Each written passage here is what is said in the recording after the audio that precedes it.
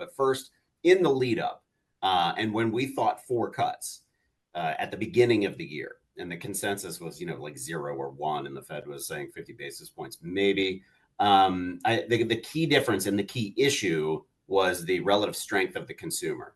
And we did not think the consumer was strong enough to handle the kind of tariffs that were being talked about, or even less tariffs than were being talked about.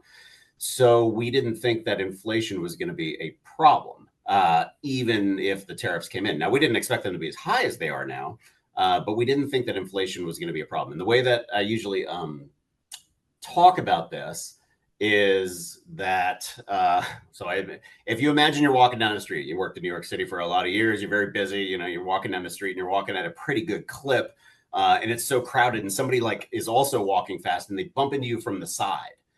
You're like, okay, well, I've got a good head of steam, but I've got good balance and I'm okay. And I think of that as like the consumer's just charging along, and then here comes tariffs and kind of knocks you. You're okay. This was the narrative at the beginning of the year, that consumer would be fine, wouldn't get knocked over by this person bumping into them. It'd be like a little bit of a speed bump, and that the consumer could take on these tariffs and have sort of high inflation. And the way that we were viewing it at the time was same thing, walking down the street, but like right before that person hits you, you sort of trip on one of the cracks in the sidewalk or something like that. So you've already lost your balance, and then the person hits you, boom, you're going down.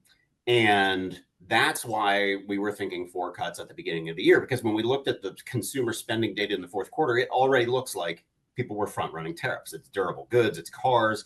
In October, November, people were replacing storm damaged cars from late last year. And everybody, like the market narrative was, look at this strong consumer, look how, charging down the sidewalk. And we were looking at it going, oh my goodness, the consumer's actually in trouble. Look at credit card delinquencies, look at like what's going on.